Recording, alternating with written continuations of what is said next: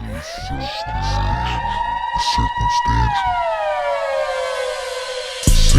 not perfect, God, neither are you. Tell these salty motherfuckers to tell the truth. Tell politicians to give up the rooms. Tell silent voters to stand up to the booth. God, it's me. Can you hear my plea? Feeling like I'm lost in this world, can't you see? Demons creeping in, trying to take control of me. But I'm just trying to find the light, trying to break free. I'm not perfect, God, neither are you. But why you keep forgetting me? What did I do? Trying to have a convo, but you starting to preach. Feeling like I'm on a leash. Can't find no peace, find no peace. Living in hell, can't you hear my plea? I'm suffocating, can't you see? Why you let these false prophets roam free? While the well-run suffer, can't you see? I'm not perfect, God, neither are you.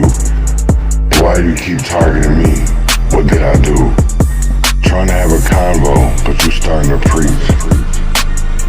Feel like I'm on a leash, can't find no peace. Hardest battles, strongest soldiers, greatest burden, broadest shoulders, pushing up just like these boulders. This conflict like it's water, so this mercy, take my chalice, seeking grace through all this malice. All of these salty motherfuckers could give up. Politics and sinners, they all the same.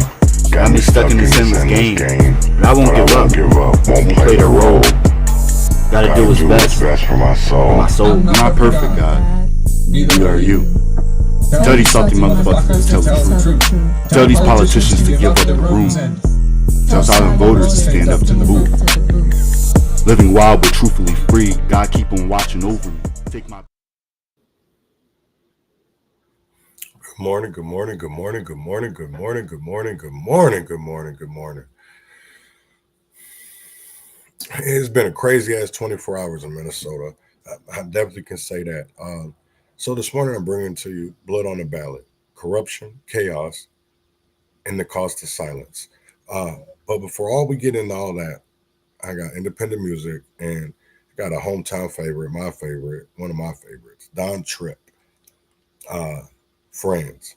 And I'll be right back right after this. And the well runs dry and the bills pile up to your neck.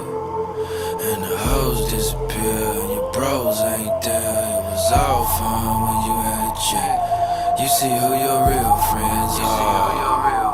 You can see it clear now, bet you see it clear now. You see who your real friends are.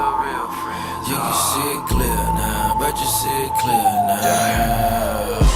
Why not give all my money to my friends? Why not go and buy all my homeboys a Benz? Why shouldn't I buy all these little bitches Louboutins? So we can all kick it at my crib and pretend like they ain't all present for the presents that I give. And they can all agree with every one of my ideas. Like everyone who wants to be my homie gets a rollie. And I'll pay all your bills and you will never owe me. I mean, you ain't really a boss if you ain't feeding niggas. If you don't take care of them niggas, then they beefing with you. Oh well, then it's beef, nigga, please. Where I come from, if you don't fish, you don't feed. I fear no living being that bleeds. I go fetch the pail of water, then I water my seeds. Yo nigga ain't a wolf, he's a motherfucking leech. A nigga with no hustle's the most deadliest disease. So when the money runs low and the well runs dry and the bills pile up to your neck, then the hoes disappear and your bros ain't there. It was all fun when you had a check. Now you see who your real friends are. You can see it clear now, bet you see it clear now. You see who your real friends are. You can see it clear now, bet you see it clear now. I peep all the jealous eyes because I made it thus far. They alone for the ride until it's time to push the car. No hands present to help Noah build his ark, but they all came running when the rain started to fall. Now all these people swearing that they done their own part, but nobody was there if I recall. You was too busy to support me during war, but soon as the smoke clears, there you are. here with open palms, expecting a loan. The moment I don't give a nigga shit, then I'm wrong. It's funny how I had to face the struggle all alone, and I never saw you when all this shit was going wrong. We had to use candles, or when auntie caught cancer, when I had my first child and I couldn't afford Pampers. I was broke a while ago, my goal was to get rich. I got paid like a bitch and I don't owe a nigga shit except this. Say when the money runs low and the well runs dry and the bills pile up to your neck, then the hoes disappear and your bros ain't there. It was all fun when you had a check. Now you see who your real friends are. You can see it clear now, bet you see it clear now. You see who your real friends are. You can see it clear now, bet you see it clear now. Say when the money runs low and the well runs dry and the bills pile up to your neck, then the hoes disappear and your bros ain't there. It was all fun when you had a check. Now you see who your real friends are. You can see it clear now, bet you see it clear now. You see who your real friends are. You can see it clear now, bet you see it clear now.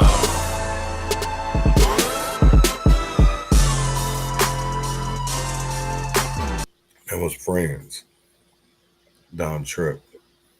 Like I said, it's been a crazy ass time in Minneapolis right now. And that's what I want to bring to you first, right? Is, man, I don't even know what to say. There's been a lot of people, I shouldn't say a lot, a few, have been shot. We've had 5 deaths and 15 shot in the last 24 hours since the mass murder in South Minneapolis. But I want people to see is that we really have a problem. And when are we going to pay attention and to realize that it's bigger than us? And I do believe that if we come together, because a lot of communities were hit yesterday, and the big one was the Native American community. And I don't know if I will say it's gang war. And I think people need to understand is that we have an issue. We have a problem. And no matter how much you push it to the side, it's still there. If you don't deal with it, it's still there. So with that being said, I want to get into this video of the last 24 hours in Minneapolis.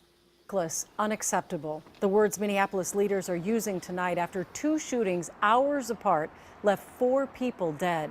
Those shootings happening just blocks from each other on the city's south side. The first taking place around midnight near the intersection of 25th Street East and Bloomington Avenue. Then, hours later, the second shooting in broad daylight in the 2100 block of Cedar Avenue South. Good evening. Thanks for joining us tonight. I'm Julie Nelson. It has been an incredibly violent day in Minneapolis, and the violence continued tonight. Just in the last 90 minutes, another shooting less than a mile from those first 2. Right now, there's a large police presence in the 3000 block of 15th Avenue South. There are shell casings on the ground. We do have calls into police to get more information. We don't know if tonight's shooting is tied to the other shootings today, but police do believe the first shooting overnight was targeted, and the one this afternoon, possible gang retaliation. It all unfolded in the Native community, and as tragic as it is, it could have been much, much worse. We continue our team coverage tonight. Raya Katene spoke with community members and someone who witnessed the aftermath. But we begin with Joe McCoy and the investigation. Joe? Well, Julie, the victim from this afternoon's shooting was shot and killed outside the Red Lake Nation Embassy in Minneapolis's Midtown Phillips neighborhood. And KARE 11 has confirmed that a security guard at the embassy received a call just minutes prior to that shooting this afternoon and was told that some retaliatory violence was about to occur. Tragedy and violence striking Minneapolis's Midtown Phillips neighborhood twice in just a matter of hours. Our entire city is grieving right now, and we know that our native community is feeling that trauma quite acutely. 6 people shot in 2 separate instances, 13 hours apart and just 3 blocks away from each other. 4 of those individuals died and 2 others are in the hospital with life-threatening injuries. Police Chief Brian O'Hara says MPD believes all of the victims are a part of the Native American community. We're trying to do everything that we can for all of the families and everyone in the community to restore some sense of safety for them as fast as possible. The first shooting happened around midnight, and police say a 20-year-old woman, a 17-year-old male, and a 27-year-old male died. Chief O'Hara says this shooting is likely gang-related. Preliminary information indicates that this was a targeted shooting, which means that this was not random. Then around 1 p.m., a man in his 30s was shot and killed outside the Red Lake Nation Embassy. KARE 11 confirms someone called a security guard at the embassy just minutes before this shooting took place, informing them that retaliatory violence was about to occur. The embassy says the victim was not a member of the embassy. Police Chief Brian O'Hara also says a bullet passed through an SUV and nearly missed an infant and a toddler inside the car. This is outrageous, it's absolutely senseless, and it just shows how completely reckless this is. That this is broad daylight out here with a toddler and an infant in a car seat nearly getting hit by a bullet. It's outrageous. Enough. Right now, no one is in custody for either shooting. Police Chief Brian O'Hara says that because of the close proximity of these shootings, MPD suspects that they may be related. Chief O'Hara also says that there will be an increased police presence in the area. Julie. All right, thank you, Joe. Well, the violence shaking the neighborhood, especially the local Native community, as Joe mentioned. Raya Katane heard from leaders and a witness and continues our team coverage tonight. Raya? Yeah, I spoke to several people shortly after we learned about what happened this afternoon, and they all tell me violence like this is a symptom of generational trauma and neglect the Native community has endured for many years. In a South Minneapolis neighborhood with deep Native American roots. Just unbelievable what we're going through. Heavy hearts are carrying immeasurable pain. All I know is that my people are dying and it's gotta stop. It hurts and I don't know what to do to help. Too shaken up to be on camera, a woman who lives in this building says she watched from her apartment window as her cousin attempted CPR on a man shot in broad daylight. I live on the top floor and I came downstairs and myself and another woman grabbed my cousin to get her to stop because he was gone. She didn't know him. She was just trying to save his life, and she's not okay. She's not okay. This is not okay.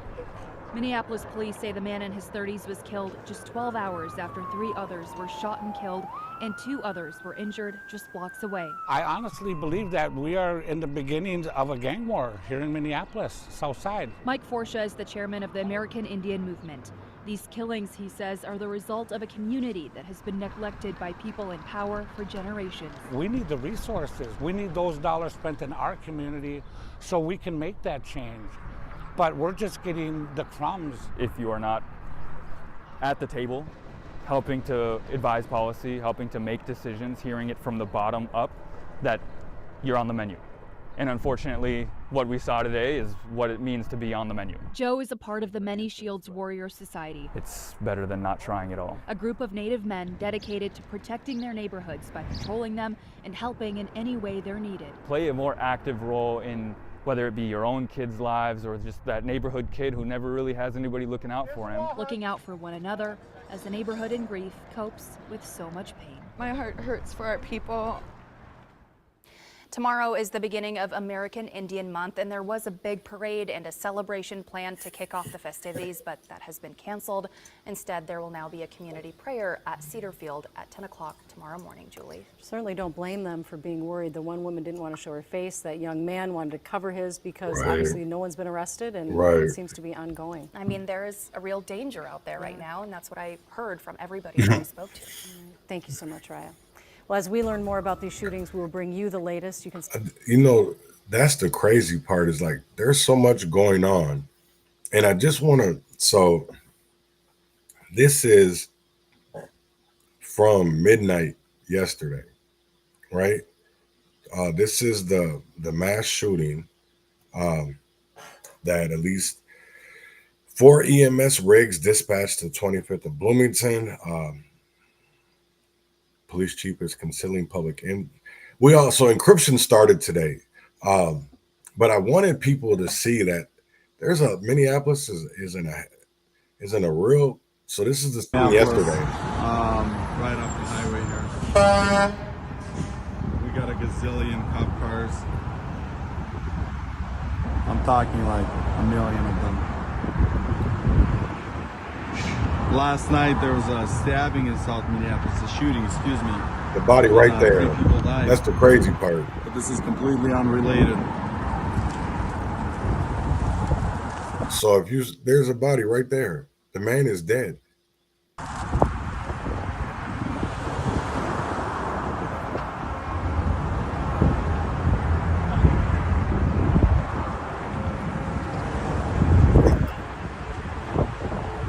So it looks like probably somebody either got stabbed or shot.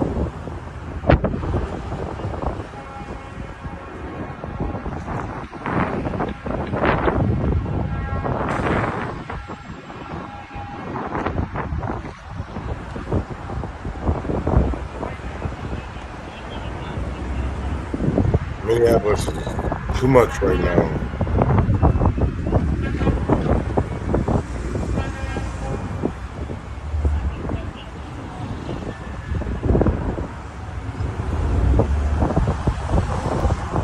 Live.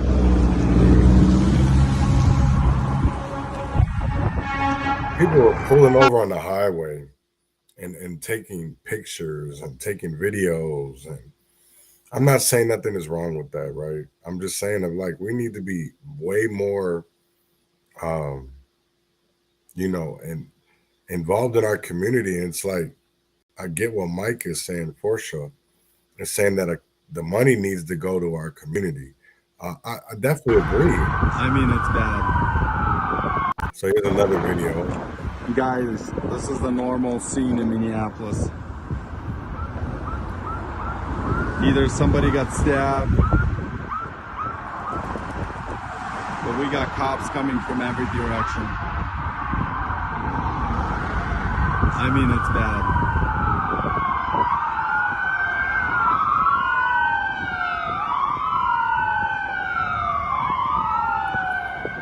Wow. That's because there was another shooting at the same time. As this was going on, there was a call somewhere else that there was a shooting. This is right off South 17th Street. And whatever it is here.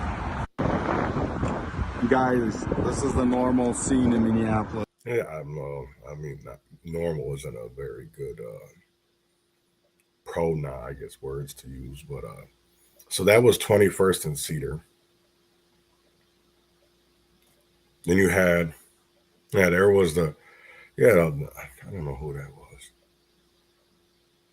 Oh, that was another event they had, I guess.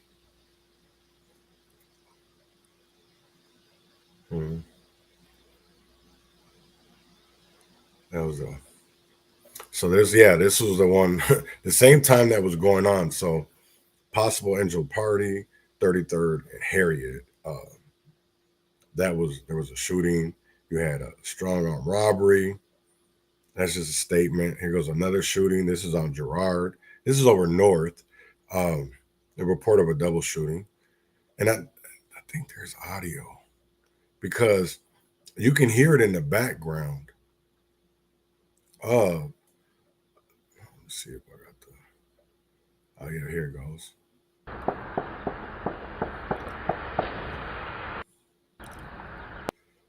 Let's see if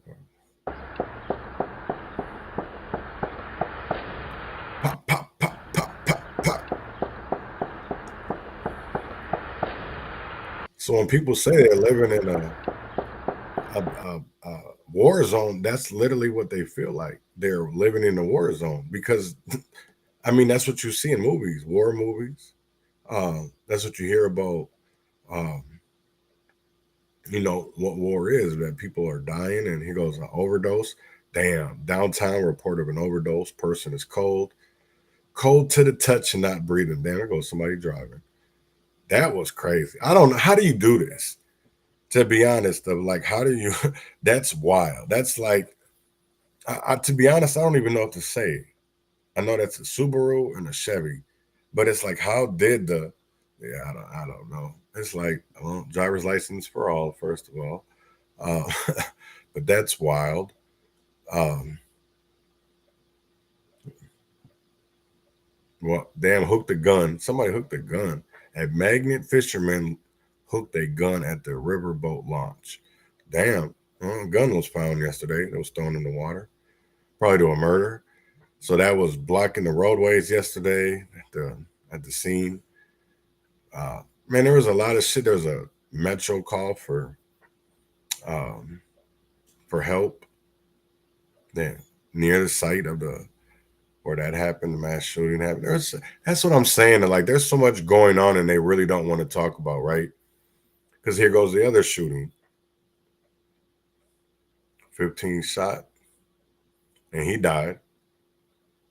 This one, he was 3 residences. This is another homicide, the 5th in Minneapolis in about 18 hours. And it's like, we're starting to be think that this shit is natural. This shit is like and a daily occurrence. And it's not like that. I don't understand of like, we don't have to be like that. We don't have to be like hoodlums. We don't have, there's a whole, see, 35th and Lindale. Another shooting. Mm. Damn. That's crazy. People talk about that's literally a war zone. I mean, I don't get it. I do not get it. So I wanted to talk about this too, is that, they're going encrypted today in Minneapolis. And what I wanted to talk about is, so Crime Watch Minneapolis, they came out with a post, and they said that the MPD's new 911 emergency dashboard that's supposed to keep us informed, right? The city wants to hide to encrypt information because they feel like criminals, and I don't believe that's always the case. I think to me, it's more about people being informed. It's about people knowing what's going on, right? And I don't think that all criminals know. Now, I probably think they do, because we're in 2025. We're getting, criminals are getting a little bit smarter. But here, it was like 20 minutes without being updated on the list of calls or anything. And this is a website that is supposed to be updated, that is supposed to give out their list of calls. And that happens a lot, more than what people really want to realize, that, transparency is also Mayor Frey and Brian O'Hara are hiding behind an FBI advisory that sensitive info be kept private, which is fine, by the way. As Sheriff Bob Fletcher has explained, there is no FBI mandate to encrypt all police comms. There are numerous options that MPD already has in. So, I mean, to me, it feels like they're just trying another way to not have to inform the community, because I will tell you like this, is that there is groups that watch these scanners all day. And you know what? Here's the crazy thing, because I used to be like, well, they just part of the police. Well, who isn't? Because they all get paid by city or state. Everybody is getting some damn form of cash from the city or state. So who do you trust? Right? Why can't we be transparent? This is crazy as hell, because I understand that it's a strong mayor, but where is the council? You have a MPD, a police department that has been so scandalous for years, and instead of fixing the issue, instead of correcting the issue, you want to make it harder to be truth and transparent. And I'm going to be honest, they make it so much harder. They make it so much harder, and people don't even realize that. They don't even realize that. You know, that's what I want to know is, when did we become such about political parties and less about right and wrong? And it shouldn't matter if they're a Republican or if they're a Democrat of how you see it, if it's right or wrong. It should be, if it's wrong, they're wrong. It shouldn't matter if it's a Democrat or if it's a white person or a black person. No, wrong is wrong. Shouldn't matter. There shouldn't be no, because the law is not supposed to see skin color. The law is not supposed to see a lot of race. That is people. So how can we have a moral and just system when we don't even have people that are moral and just, that are our leaders, that are our elected leaders? So I shouldn't even say, well, I'll say elected, because they were elected. We did elect them, but they selected them. They selected them, not us. They put them in front of us and said, here go your leaders. Obi-Wan Kenobi. Beam me up to Scott. Beam me up, Scotty. Like, come on. I don't understand that. It's like, we fight for accountability, but I don't believe that's what we fight for. I think a lot of people in America fight people in protest to confuse, not to bring people closer together, but to cause more distractions, more deflections, and to cause and to be honest, it's kind of like a playbook. It's like that divide and conquer tactics. You know, we're going to divide the community, so we've conquered what we wanted. Because if you have the people out here so divided, and I will say we're divided as hell. It shouldn't even be about Democrats or Republicans. It should be about what's right or wrong. It shouldn't be about race. But we've always done it that way. Always. And what we're seeing now is, because I seen a post, I shouldn't say a post, it was a comment on Minneapolis Crime Watch. They posted about the shootings. And somebody said, well, they took it serious. Instead of dismissing most of the gun charges, people would be accountable and all that. And I said, damn, you do make a good point. Because if we did take, gun cases very more seriously, especially the people that aren't supposed to have them. So since we say that we're in that accordance, right? Then let's go by that. That it shouldn't matter if they're white. It shouldn't matter if they live in a impoverished, dependable area, because y'all made it that way. And I don't understand of how. I've always wondered this, right? Is I seen a post the other day, and somebody asked about why is it they brought up, it was Carmelo Anthony, and I know I don't like to talk about that, but it was Carmelo Anthony and Kyle Rittenhouse. What did they do that was any differently? You had two people that said they were protecting themselves. So what makes it okay that Kyle Rittenhouse did it and not okay that Carmelo Anthony did it? They did the same. Here's, the one thing is that Kyle Rittenhouse shot people.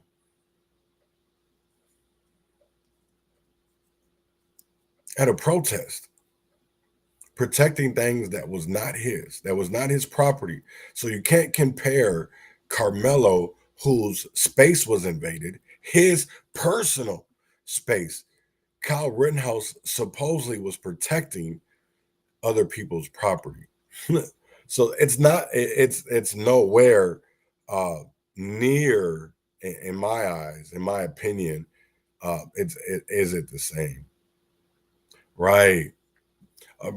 I know, and that's the crazy part. I was just telling Ashley about that too, is because we've actually, when I was working for Amazon, we delivered there.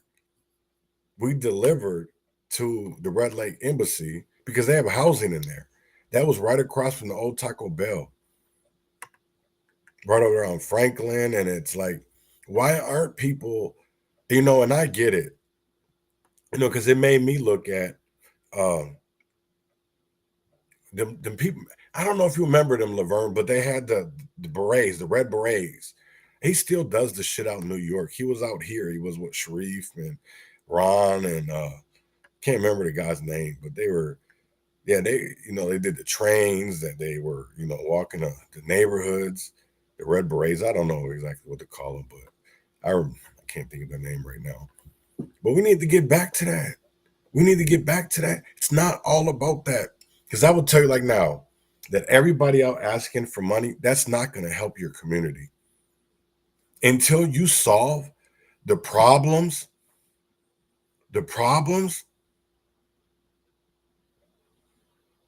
yeah. Carmelo's the one.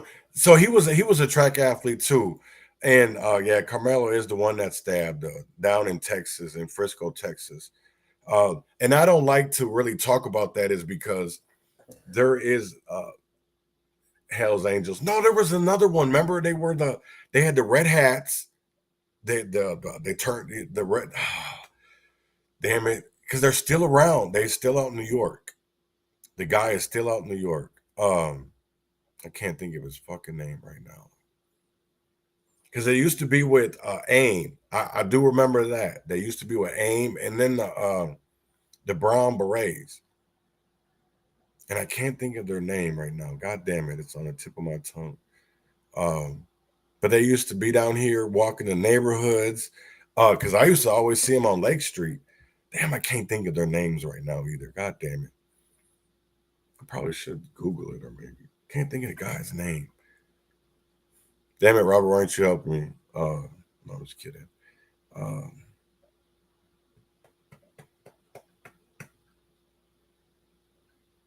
I can't think of the name. It ain't the hell. They're not. It's not a biker gang. They were more like. It is something angels. It is something angels because they got together, basically like a neighborhood group to help out and make sure that there was, kids could play in their streets. They could, we definitely ain't that way no more. I see. Right, he did run for the mayor of New York. Yes, he did. And the crazy thing of it is, you can find dude in a lot of archives. I shouldn't say really call it archive, but in a lot of interviews on video back in when they had like the Peace Summit, when they had this big old. I think I played it on here, and I can't remember. There's some kind of angels. Now you got hells all in my head, but. That's not it. And like I said, there's a lot going on. And the next thing that I even want to guardian angels. Yes, guardian angels. There you said it. Yep. So that was that group. If anybody remembers that they had the red berets, they had the white t-shirts, because there wasn't even just them. There was another group, and I don't know if they were like, because it reminded me of, if you ever seen those movies of God, I can't. Oh man, West Side. I can't. Maybe that's not the name of it. Or when they were in. Yeah, there's so many different movies, but it was crazy. And that's, to be honest, even with. I'm glad you came on here, Joe, because I definitely wanted to talk about a situation that happened a couple days ago at Soldiers Field. So before I get into the next story, I want to talk about a woman that was. Racially provocative in Rochester, Minnesota, named Shiloh Hendricks. And I want people to understand that everything that I will tell you this, right? I didn't take it the same way that a lot of people are. And it's crazy how, hold on, I'm just going to get into it.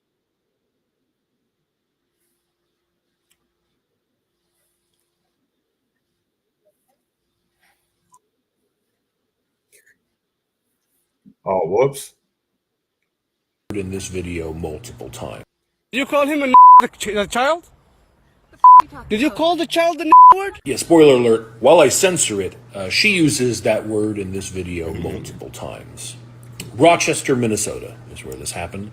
There's a man, we'll just say that he is not white, right? He is at the park with his children. He sees this woman start berating a little black boy, calling him the N-word, and he confronts her. Did you call him a child? Did you call the child the word? It is my own business. You call him a Okay, why don't you have the boss to say it right now again? Okay. All right, that's what you say. Nobody dig into your That little kid, you call him a The little child? Are you about to hit him? You chase him here? He took my son's stuff. So that gives you the right to call the child 5-year-old and the N-word. If that's what he's gonna act That's what you're gonna call him. That's what he's gonna act like. You know, that's a hate speech. And you can be recorded for that. I don't give a Huh. Okay, we'll see about that, what the internet has to say about you. God help us. She claims that other child took her son's belongings. That's what kicked this off. The guy who recorded the video is familiar with the other child. When he brings his children there, that child and his siblings are often there and play together. The kid she's going after has autism. He doesn't behave in a neurotypical way. And even if he didn't have autism, nothing he could have done would justify her calling him slurs and pursuing him physically, which is what she said she was doing before this guy intervened. He said after he stopped recording, she sat down, hurled more slurs, told him and his wife that they should leave the country, and then got on the phone and acted like she was calling someone to come down there and handle things. Fortunately, no one came, and eventually she packed up her child and left. But this woman is a danger to children. She doesn't need to be on a playground or around other kids. And she has at least one child of her own, which is also concerning. So Rochester, Minnesota, someone do me a favor.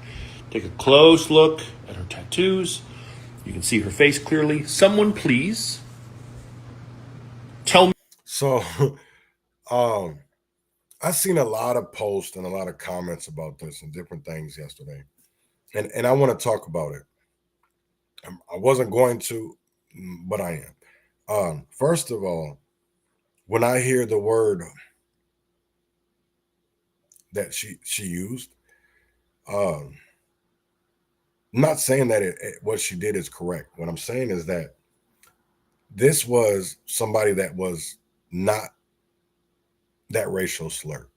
They looked black because they like to put us all in that same category. That was an African individual, a young child. I'm not saying this. I know a lot of people are going to be like, well, it doesn't matter. It does matter. It does matter. And this is the crazy thing, because I'm going to show something.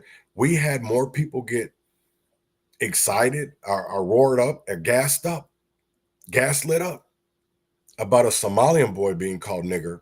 And I'll say it, nigger.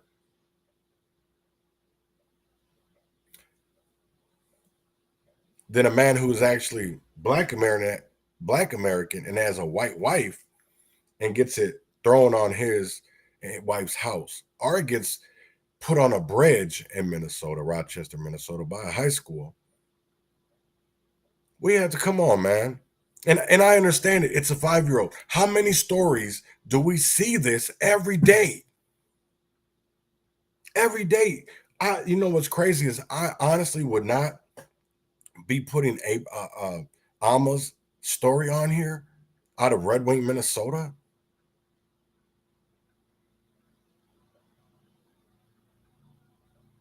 You know what I'm saying? And it's crazy.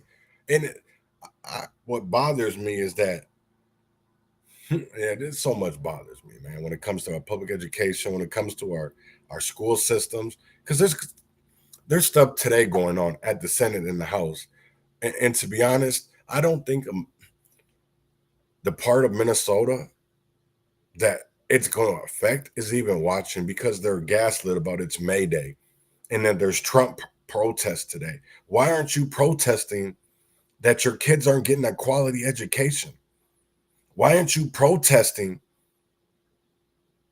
about their food, about how we're allowing driver's license for all, how we're allowing education for immigrants. I'm not saying that they shouldn't be educated, but we're spending all this money, and yet, what about us? What about the people? That's what I will never understand, because I'm not saying leave them behind, right? That's my whole thing that I'm into right now, is like leave no one behind. But we can't start that. To me, that's classism. That's classism. You know, we've taken the whole thing, and I shouldn't say we, they've taken that black category and just made it black instead of the subcategories of what they document this as for their little projects or whatever. Because when something happens, it's oh, they were black. Wait, come on, man. What about all the times they call us a kata?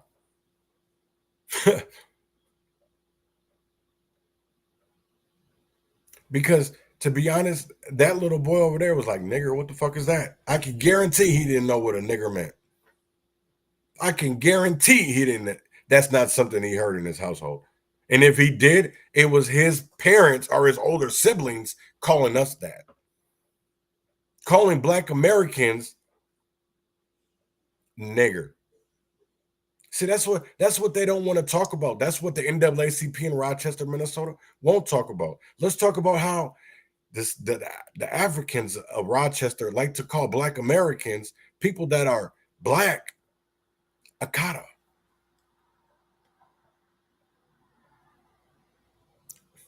Because y'all ain't talking about that. Let's talk about all the African and Black American relations, the relations. Even though y'all try to put that shit in the background, it's not as good as it seems. It's not. Because I will tell you right now is that we are being replaced, and we are allowing people that say they're for us to sell out and be all about their family, because it's not about everybody. It's not about everybody. That's the one crazy part. It's not about everybody. And that's the part that really bothers me and bugs me when it comes to, like, they call them nonpartisan or bipartisan town halls. But then when you go there, even how it's dressed up to be, even like on the flyers, you'll see things that you know damn well that if it was nonpartisan or even bipartisan, why do you put on the flyer, you put little flags or, you know, come on, man. Like, if we're going to keep it about the community, because some of us in the community don't agree with that shit. So if you're going to keep it a nonpartisan or bipartisan meeting, let's keep it that way and not gas it up to be something that it isn't. Because I'll tell you right now, it sure the fuck wasn't a nonpartisan or bipartisan event. It was a fucking liberal event. And you made it known as soon as you walked through the doors. So it wasn't about, to me, it was about ganging up. You seen, I think there were 6 DFL representatives, and then there was 2. So the 2 that wasn't even on that were invited were there, came, Zach Stevenson and Aaron Murphy. But yet Dwayne Quam and Carla Nelson didn't show up.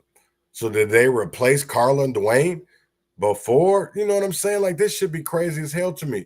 Because when I walked in and looked at the flyer, I didn't see Dwayne Quam's name. I didn't see Carla Nelson. But then I looked at the crowd.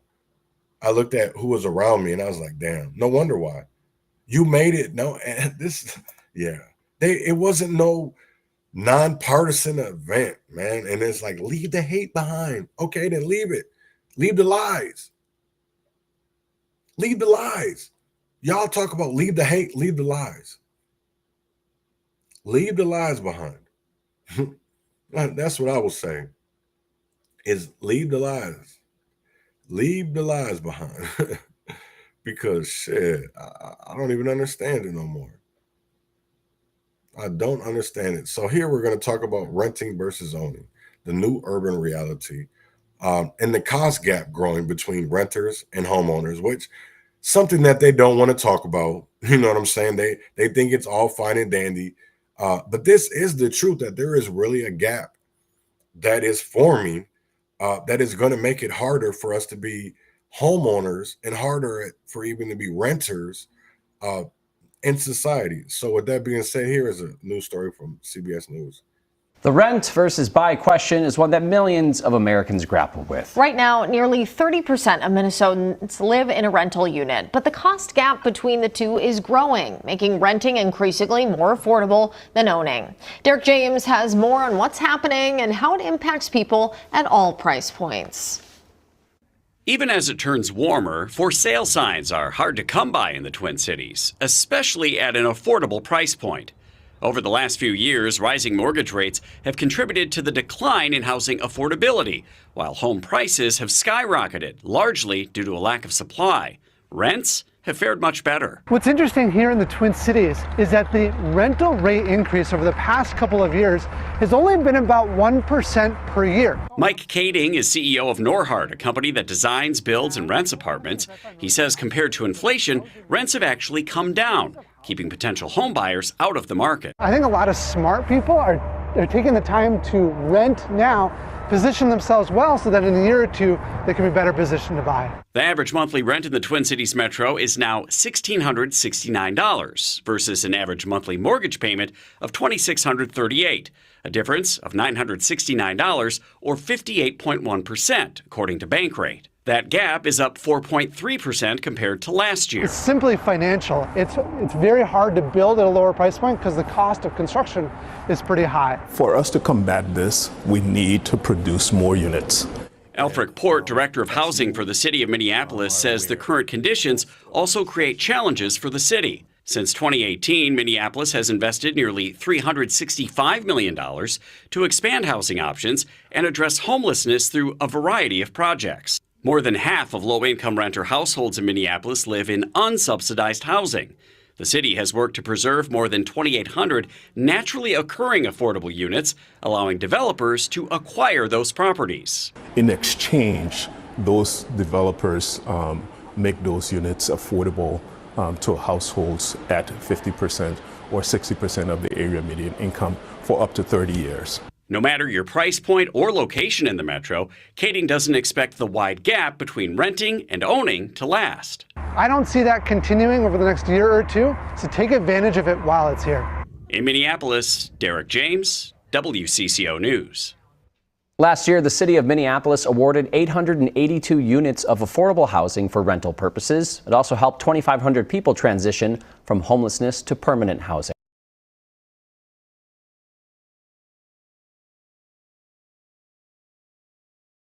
That is interesting because to me, the market ain't broken. It was built this way, and people are feeling the squeeze. From Minneapolis to Mankato, the American dream. That window's closing fast, and a lot of folks are getting locked out. That's what I want people to realize, that a lot of people are being left behind. And is it on purpose? It was designed that way. So what do you think? It was on purpose? Yeah, because in my eyes of that, we have a nation of workers, not thinkers, not entrepreneurs, not people that can be self-sufficient and get out of that victimhood and become victors. You know what I'm saying? So here's another thing that I wanted to talk about. Tiffany Haynard. This story blows my mind every time that I hear it, I play it, I listen, because I will say this, is that corruption has been big thing for me in the last couple of years, right? And this just showed another thing, that politics are dirty.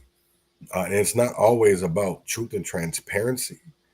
As you can always see, is that when, records show one thing and then people say another thing, it's like, who do you believe? So with that being said, I want to go into about a story about Tiffany Haynard out of Chicago.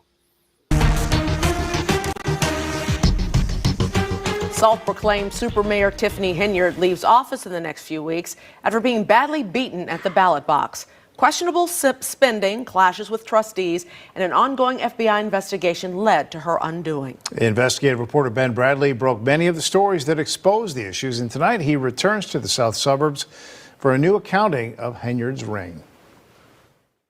I love y'all. There's nothing you can do about it. The curtain will soon close on the Tiffany Henyard show, but not before one last dance. Supervisor, come on now. People want to know what's next for you. Know what's next? Why you out here? Why are you out here? We were there for Henyard's final food giveaway and a new tally of what she's cost taxpayers. On Easter weekend, cars lined up for blocks. Tens of thousands of tax dollars spent for another one of Henyard's famous food giveaways. Our last hurrah, and I did not vote for that woman, and I never didn't vote for her before, but I'm gonna give me something to eat today. I like the giveaways, but I don't like her. She's nasty. She's giving us back what we already gave, but ain't nobody else doing that either. Tiffany Henyard does spend a lot of money, some of it on worthwhile programs, but she's also benefited handsomely and questionably. Newly obtained records show last year Henyard was paid more than $347,000 from Dalton and Thornton Township, the two governments she runs. That's more than Chicago's mayor makes. Henyard's comp includes $282,000 from the township, which also gave her a $4,900 per month expense allowance and an $1,100 monthly vehicle allowance. That's despite the fact Dalton taxpayers spent six figures on two SUVs police used to chauffeur Henyard. Trustee Gray Everett, Supervisor Henyard. And did we mention Henyard hasn't attended a single meeting since she lost re-election? Why haven't you been to board meetings since your defeat? And work. You don't want to answer? You're still getting paid. Why not go to the meetings?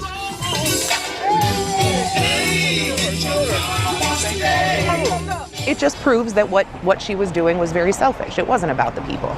Stephanie Wiedemann worked for the township for 20 years and blew the whistle on many of Henyard's antics.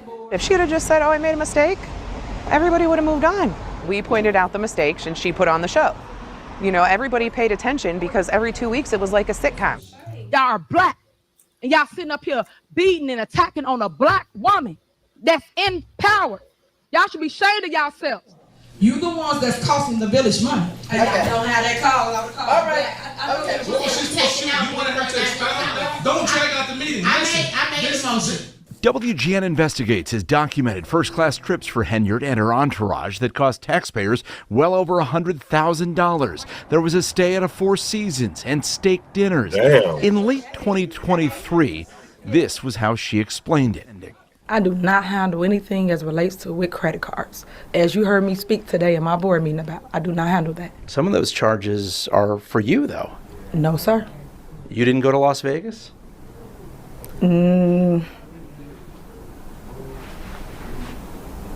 What is that? No comment. You don't know if you were in Las Vegas? Of course I do. Were you? It's not paid by them. Taxpayers are the ones stuck with the bill. The supervisor and others get unusual perks, including $600 a day for every day they travel out of state for the township, and $400 per day for travel within Illinois, plus the cost of their travel expenses. We asked Henyard's successor whether he agrees with the supersized paydays. What you make is based upon what you are able to deliver. That's more so saying, like, you know, people believe that professional athletes shouldn't get paid millions of dollars, that doctors should be, or teachers for that matter. So I'm not going to get here and go into a debate about what should be getting or what should be this salary or this.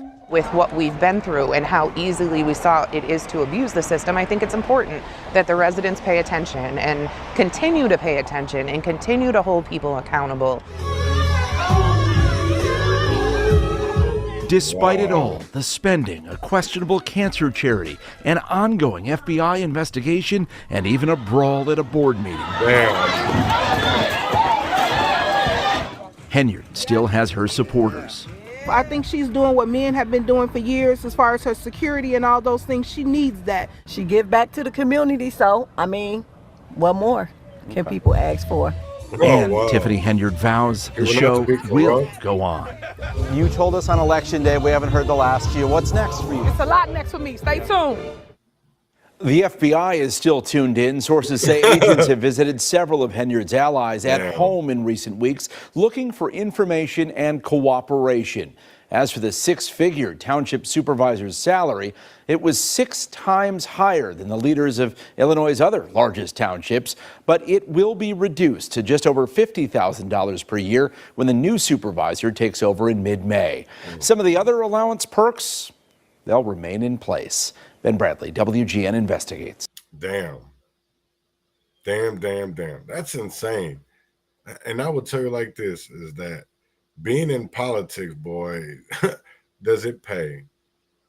Does it pay? Because I will tell you like this, is that leaders, people out there saying that they're working for the homeless, or they're trying to feed the homeless, or they're trying to make sure that we don't have any people with mental health, or they're fighting gun violence, should not be making almost $1 million or $500,000 or $300,000 a year, and the community still looks the way that it looks. That's crazy to me. I to be honest, I will never understand that. And then you see the scams. So then when you have questions about maybe different things, people, you're a hater, you're jealous, you're envy, you no, I just want the truth. Because we can't say we're out here fighting for something and nothing ever changes, and you get all this money, and the only thing that really is ever changing is your life, not the betterment of the community. And that's one thing that I will never understand, is like, how do we as taxpayers, we hate drug dealers, we don't like scammers, we don't like fraudsters, but we continually vote them in.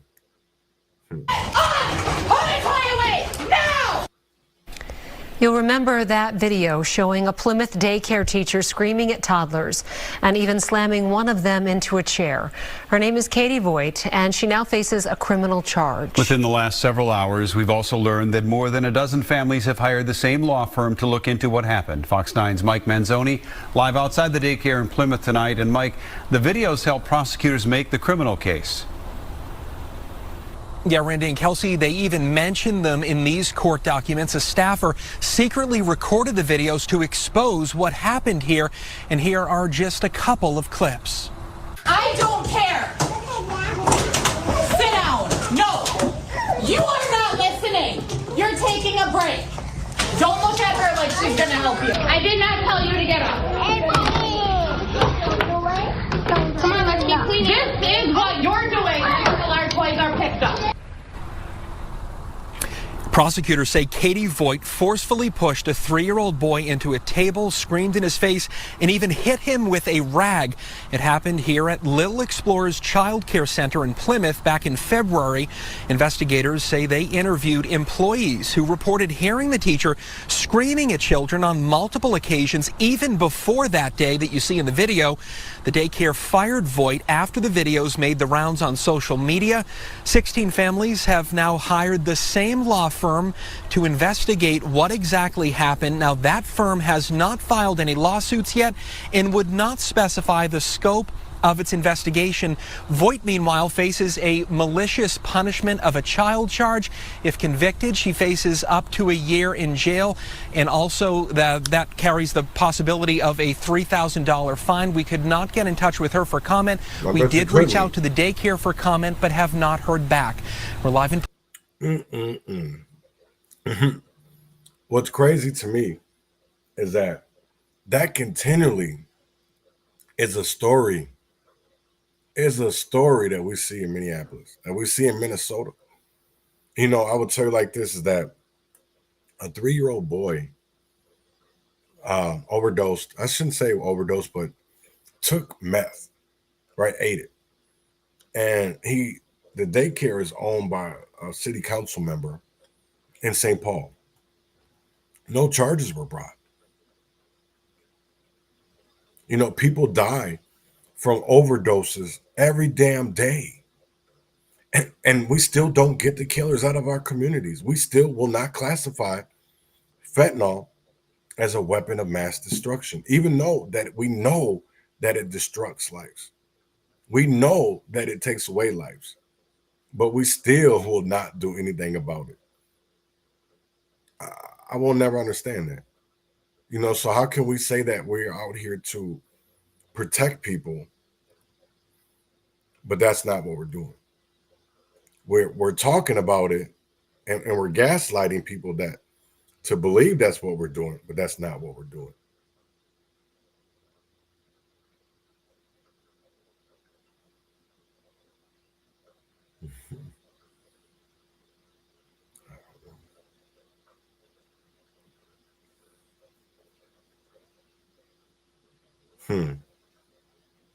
I found this interesting too, because I want to play another video in a little bit, but I wanted to talk about Minnesota, right? Because maybe you don't know Action for Liberty or you don't know Truth Hurts, right? But I watch them, and because I shouldn't say I go at Democrats because honestly, that's was the first people that were invited me in, but then to see and watch and observe and just see all the scammy ass shit they were doing,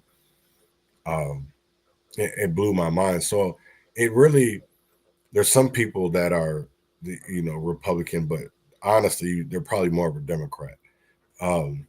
So I said, well, I shouldn't say I said, Jake said, look at these phony politicians complain when they had the chance to give $8K a surplus money back to each taxpayer, but they spent it on more bloated government.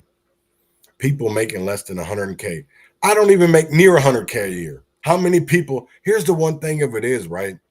Because I honestly want to talk about this. How many people in America, your salary, the money you make is 100K, is around there. And you're working at McDonald's or you're working at Dollar Tree or they're not paying you that. They're not paying the cashier at McDonald's on West Broadway 100K a year to work there. So why are we paying here the Amazon CEO $212 million, for Amazon VPs $30 million each, median Amazon worker $37,000, the people that do the work. So y'all make it make sense. The people that are at power, they make sure that they're. So I don't understand how we pay police more, but we don't give anything to teachers. We pay judges to do things like Mr. Quam did in Minneapolis and Hennepin County to sexually harass women, his co-workers. You know what I'm saying? So it's like, come on. I don't understand it. How many people make 100K? Because they say they're struggling. I can guarantee you the people in the communities that are being unheard don't make anywhere near 50K a year. But we're still here struggling to make it. So while y'all are over here complaining about 100K, because I'll tell you right now, none of us really make that, but I know city council members that make that. I know county commissioners that make that.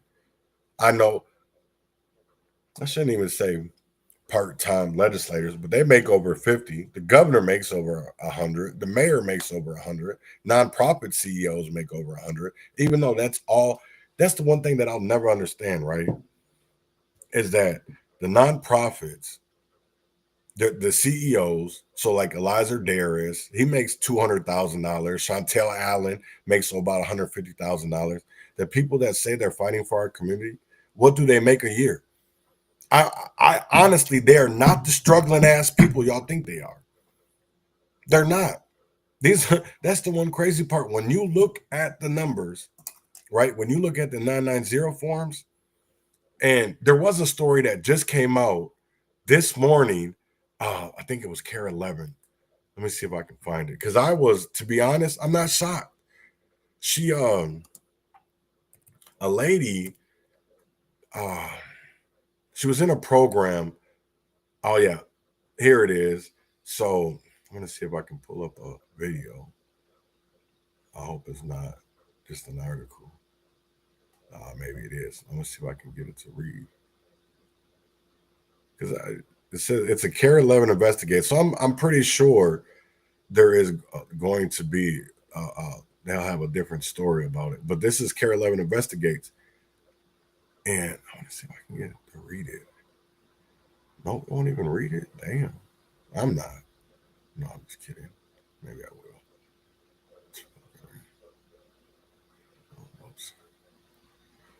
Close that. I guess I'll read it too. Whatever. So this came out at 20 minutes before I went live, right? And I seen this, I was like, what? So how they named this story, I'm gonna see if y'all can see me. You can. This to me is wild. And it shows of like, what do we care about? What do we care about? He said that adds to AMI, which is area median income. For affordable rent calculations, affordable can mean different things and increases overall rent for those who do not have vouchers. It ups the allowed rent. Yeah, that's the whole thing. A lot of people, to me, I don't even really fully understand AMI. And maybe that's something I need to go more into when it comes to area median income. But this one is Care 11 investigates fake meetings and phantom services alleged as Minneapolis, or I don't know why I always say Minneapolis. I don't know why. Maybe I don't know. People call me a hater, but I love Minneapolis. Don't say nothing about my hometown. Minnesota's housing stabilization services program booms. Taxpayers foot a $2,000 bill, but the client says all she got was a vacuum. $2,000 and only a vacuum? Oh, wow. So the Shark vacuum cleaner sits in the corner of Rachel Lean's Minneapolis apartment. She's thankful to have it, but says it's a daily reminder of how she and taxpayers were exploited. This irritates my soul. Minnesota is one of the first states to implement a Medicaid-backed program meant to help the elderly and people with disabilities find and maintain housing. Housing Stabilization Services, or HSS, provides individuals with support through consultation, moving expenses, transition, and sustaining services. The program is unlicensed, and the Minnesota Department of Human Services, DHS, which administers it, admits the agency is struggling due to unforeseen growth to provide necessary oversight. HSS has surpassed what was initially projected prior to program implementation in 2020 in terms of the number of individuals enrolled in the program and providers delivering services, the agency wrote to Care 11. This rapid growth has brought additional challenges to build and implement quality assurance and oversight that matches the unforeseen scale of the program. DHS says it currently has 40 active fraud investigations underway into HSS providers. Care 11's investigation of the housing program uncovered evidence that billed services did not happen as claimed and clients did not receive the help needed. It's a scam, said Rachel, a total scam. The program's price tag. Year-to-year figures for HSS billing show an explosion in cost. In 2024 alone, the program paid out more than $91 million. According to data from the Minnesota Department of Human Services, more than $248 million in Medicaid reimbursements have been billed by providers since the inception of HSS in July 2020. One of the program's top billers over the past year is the St. Paul-based company Brilliant Minds Services. According to Brilliant Minds, touts, we take great pride in the mission to provide housing for those who are experiencing homelessness, and we endeavor to serve as a catalyst for opportunity to all those who require shelter. And our unwavering commitment to delivering exceptional services and providing unparalleled customer service has earned us a loyal following in the community. Records show the provider submitted more than 1.1 million in claims in 2024 alone. But as Carrie Levin investigates, follow the money trail, questionable billing surfaced. A mom in need. In February 2024, Rachel Lean, a mother recovering from a long addiction battle, had found a place of her own to call her home. And that's what I want to say is that if people don't understand is that this fraudulent shit is really getting out of hand, and it's not helping the people that they say they're going to help. That's the one crazy part. And so it's like, we're not mad. We're not saying that nonprofits shouldn't be around, right? But why do we have to pay the nonprofits to do nothing? You know what I'm saying? So that's what I really can't understand, right? So Rachel, a mother recovering from a long addiction battle, found a place of her own to call home. She had regained custody of her young son and was preparing to finish her substance use recovery program at R.S. Eden, an addiction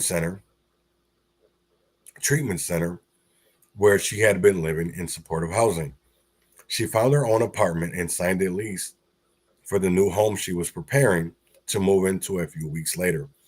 A friend of Rachel's recommended the HSS provider, Brilliant Mind Services, to help her get household items. On February 25th, text messages show Rachel contacted a man named Aiden with Brilliant Minds, explaining she already secured housing but needed help with essentials like cleaning supplies and a vacuum. We got you, for sure. Days later, Rachel received another text. Hello, my name is Muhammad. I am your direct housing coordinator with Brilliant Mind Services. The text chain shows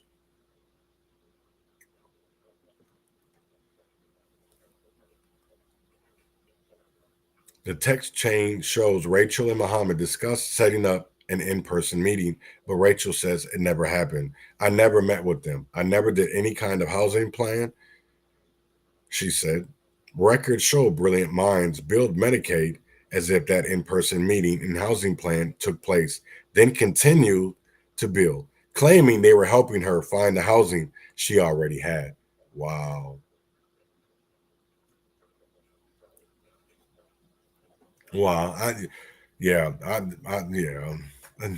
Now I understand it. And see, this is the problem, right? When we're giving money to services, like the Stephen House, I think that's what it's called, Stevens, all these nonprofits, and there's no oversight or there's no regulation of how they're giving out this money. Come on, man. This is like set up for fraud. And if we don't do something as taxpayers, I can guarantee you that this hasn't gone away, and it's still happening. At Carrie Levin's request, Rachel emailed Brilliant Minds asking for copies of all her records and documentation of the services they had provided. Everything listed is a complete lie, Rachel said while reading through her records provided by Brilliant Minds. They document an in-person client session on March 8th from 9 a.m. to 12 p.m. The notes, they assert, they were authored by an individual named Muhammad, state I met with Rachel and introduced myself to her and spent a quality amount of time getting to know one another. Damn. Backing up Rachel's claim that the meeting with Muhammad was fabricated, R.S. Eden's treatment records confirm Rachel was in a group counseling session at the same exact time. On March 9th to April 6th, Brilliant Minds records claim they spend every Friday and Saturday, 9 a.m. to noon, helping Rachel find housing, even though she has already moved into her new apartment. On March 15th, records detail, I spent time today researching low-income apartments in St. Paul that would suit Rachel's needs. Rachel texts Muhammad on March 20th, Hi, Muhammad. I moved into my new place. I am in need of help transferring my electricity into my name because I have a very large past bill that I am unable to pay. Also, I need a vacuum cleaner very badly. Can you help me with this? She received no response.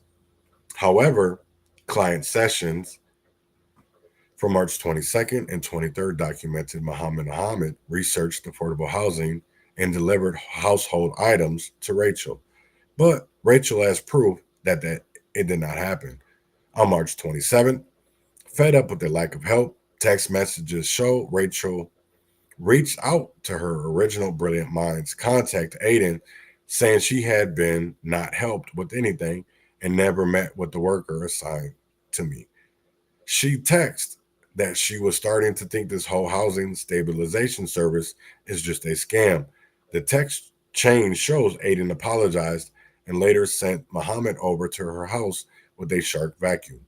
They came over and dropped off a vacuum cleaner after I had already moved in, secured my own housing, and did the whole move by myself, Rachel said. Everything that a HSS service is supposed to be doing for the participants, I did on my own. Even after Muhammad visited her home on March 27th, Brilliant Minds billed Medicaid for continued house hunting. The last documented session on April 6th describes the housing coordinator taking trips to look at properties that fit Rachel's wish list. I visited these properties. I went in person on Rachel's behalf because these two options were strong matches for her housing criteria. In total, Brilliant Minds billed Medicaid for 30 hours of assistance to Rachel's, totaling $2,060. Rachel says all she got was the vacuum. Damn. Doors locked doors, dead ends. Care 11 investigates tried repeatedly to reach Brilliant Minds in person, but that was met with dead ends. Their phone line listed on their website is disconnected. Multiple visits during business hours to their St. Paul office found locked doors and lights shut. State business filings list a manager named Makatar Aiden and a mailing address for the company in Woodbury. Care reporters visited and found a vacant house with a realtor's lockbox on the door. When pressed, the company responded via email to Care 11, declining an interview, but writing, "We appreciate the opportunity to provide clarification and address your concerns. All services rendered, both direct and indirect, were thoroughly documented in our electronic health record system. Each entry includes detailed information outlining the dates, times, services, types, and specific tasks included. The client was discharged after approximately 4 weeks due to the client's continued lack of engagement, and as such, no further billing occurred during that period." Wow.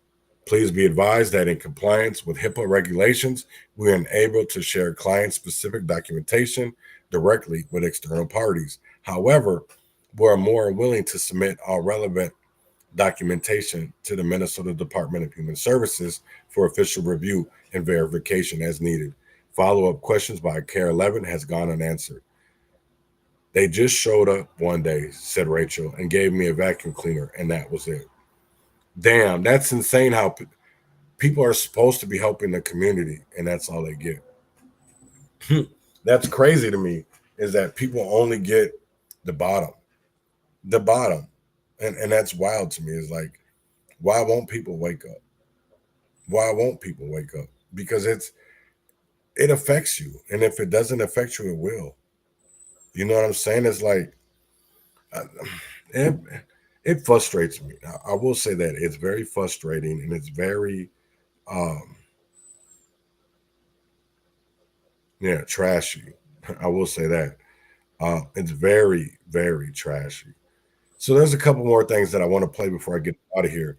And this is that the mass shooting was caught on camera, some of it. And I do want to play a little bit of that and before I get up out of here.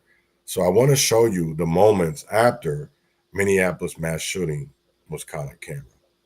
The moments after bullets killed 3 people and hurt 2 others, captured on a security camera. It is video you'll see only on WCCO. Thanks for joining us. That shooting happened last night. Another one today means gunfire has killed at least 4 people in the city over the last 24 hours. Uba Ali spoke to some community members honoring one young victim and has more on what that video shows us. Sad day, Uba.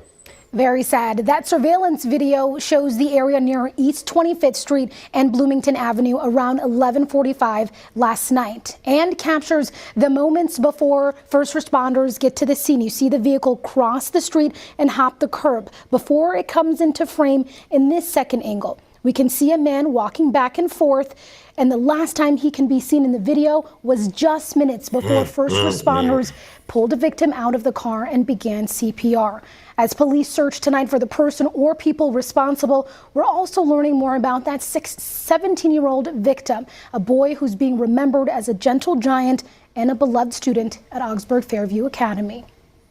Inside Augsburg Fairview Academy, a void can be felt. He just had a big presence that was known around here. 17-year-old Joey Goodwin was one of 3 people shot and killed just before midnight in South Minneapolis. 2 others were badly hurt. Early indications are that this shooting has a high probability that it was targeted. New surveillance video from a nearby grocery store shows this vehicle slowly going by. Another angle shows police rendering aid to a victim they pulled from that very vehicle. This is a very serious tragedy, and again, we're not going to rest until we identify who is responsible for this and bring them to justice. Flowers and balloons now sway where this tragedy unfolded. For his family, the pain isn't new. His brother was also killed, I believe, back in October, so their family has been through a lot of loss. For his school community, the pain very raw. And he has a specific spot that he'd always sit at when he'd come into class, and now just looking at him today, looking at that space today was just different. Some painting through the pain. Long live Joey. He had a big bushy head of hair and always wore a hoodie. We will definitely be honoring Joey. And the school hopes to do that by planting a memorial in honor of Joey, a space where they hope his loved ones can gather. Frank. All right, thanks, Uba. We have more. Just 3 blocks away from that shooting, police say another round of gunfire killed a man in his 30s this afternoon. Investigators are not ruling out the possibility that these shootings are connected. And in the hours since then, we've seen police respond to 3 other crime scenes around the city. These calls came in as shootings, but police have not confirmed that's actually what happened. We have reached out for information, and we are waiting to hear. Crazy, crazy, crazy, crazy, crazy, crazy. I'm going to try to bring you a little rejoice this morning. This is about LaDavion Garrett Jr. and 4 years later. Living with an unsolved shooting that upended another boy's life. 4 years ago today, someone shot LaDavion Garrett Jr. in the head while he was riding in a car with his parents in North Minneapolis. As Reg Chapman shares, his family is still waiting for justice.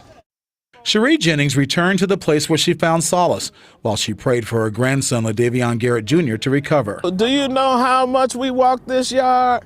For 4 months straight, every day. 4 years later, emotions flood the grandmother who has taken care of LaDavion ever since.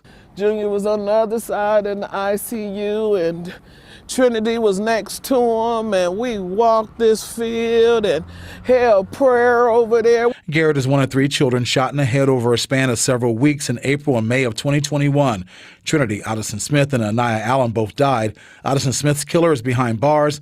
Allen's and Garrett's family are still looking for justice. This baby a fighter. He's a fighter, and he got a will to live. I don't know why this year hit me so differently.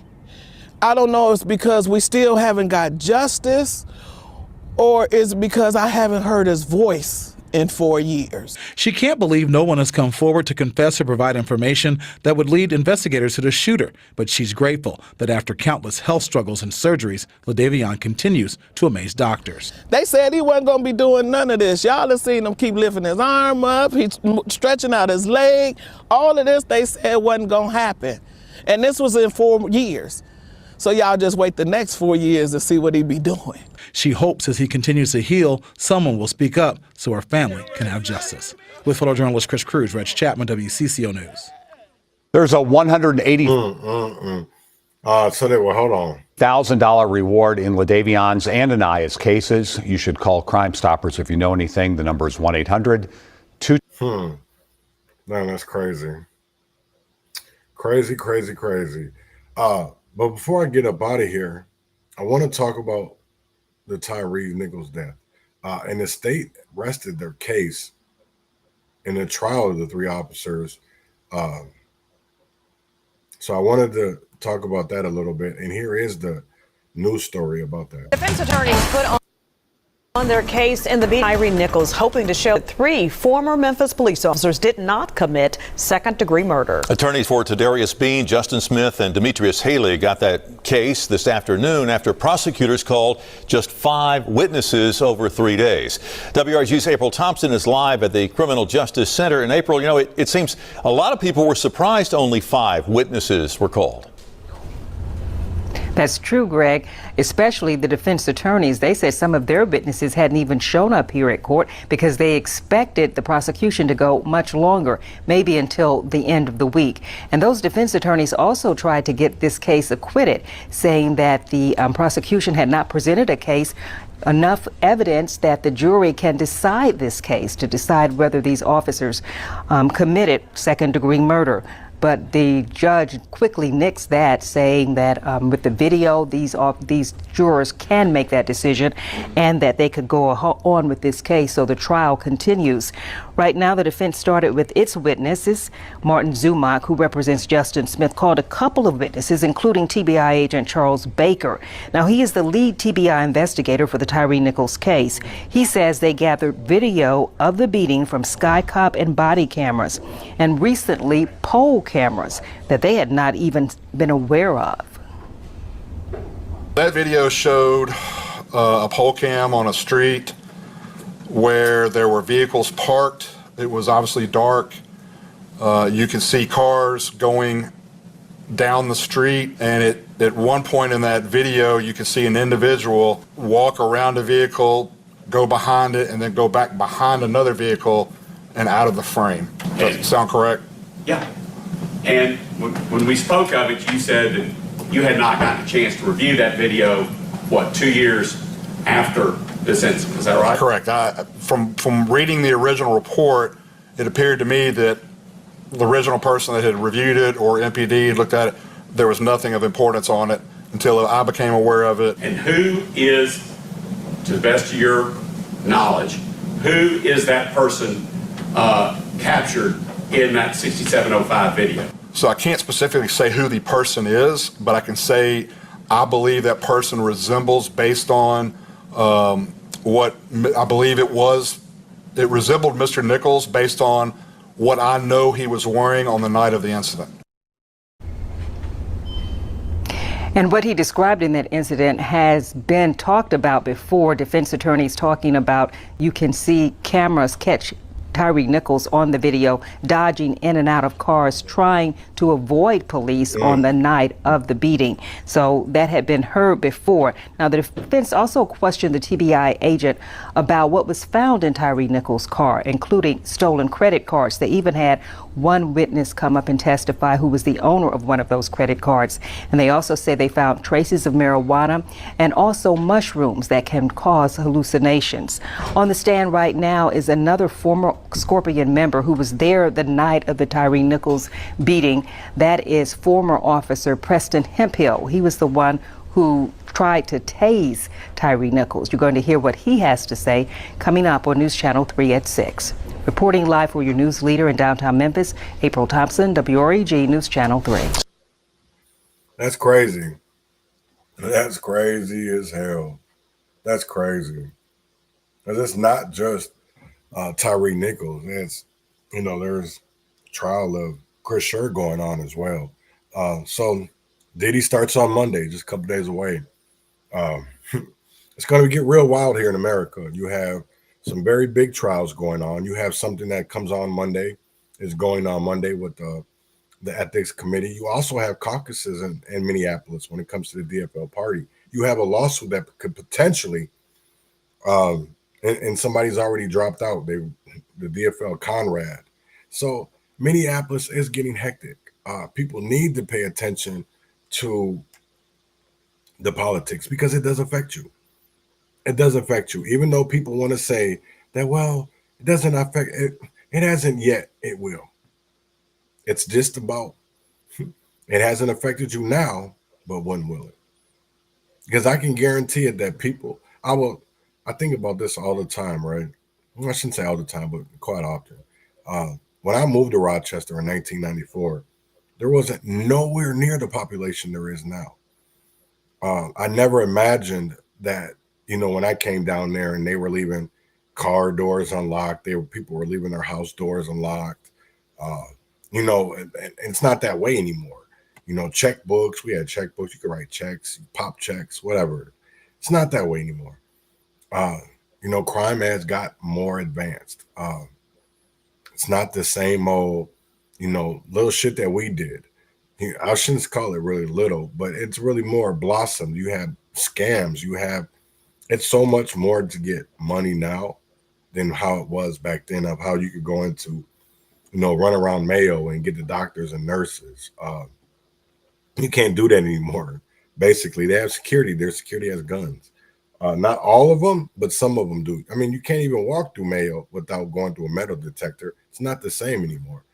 We're not the same world. And it blows my mind. And to be honest, I think we've seen that in Minneapolis. Within the last, 24 hours, you've seen murders. And you've seen murders not being talked about. You've seen mass shootings. You've seen the blood in Minneapolis. The city is on edge. And to me, that's wild. Minneapolis responded to multiple shootings in less than 24 hours, and people have died. 15 people have been shot and 5 deaths. So let's come on, man. What are we going to do? I talked about renting versus owning, the urban reality. That is new. Are we going to be more renters than owners? I also talked about Tiffany Haynard, the fall of a political queen pin. And I call her a queen pin because everybody wants to talk about, the cocaine godmother and how she did America, how she did the cocaine business and how the murders and all these other queen ladies. So that we never had seen that before when it came to the political world. But I did also want to talk about daycare horror, right? Little Explorers under fire, 16 families, 1 law firm, and a whole lot of trauma. And there is a lot of trauma. And it's crazy that a whistleblower had to open it up. Not a family, but a whistleblower. I also talked about Minneapolis family, Davion Garrett wanted justice after 4 years. He's looking good. He's had some it's been turbulent, but it hasn't. He's still here and he's still alive. And we can still get accountability, not only for him, but for Terrell Mays and so many others that have not gotten justice.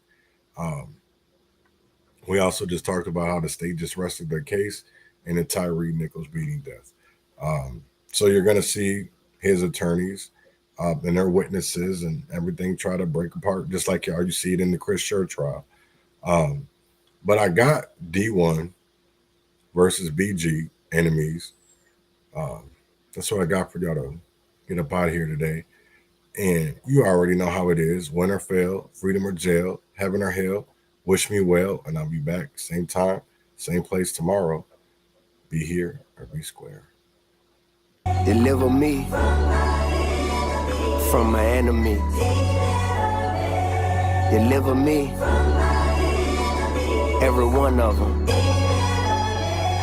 Deliver me. Just know that I know we ain't gonna walk around and act like it's not real, you heard me? I feel the vibes, and we gotta address that.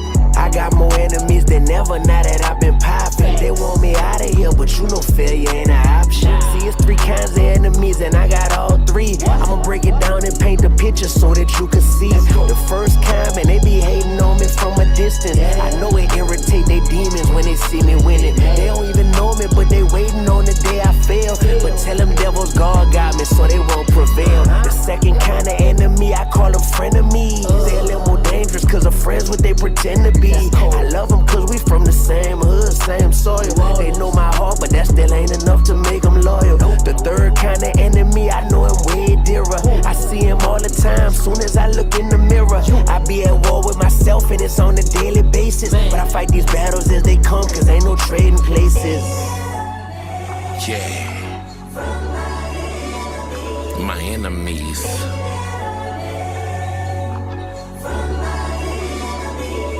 Man, I ask God to protect me from my friends, cause I can handle my enemies. I got them, and that's a fact. Big facts.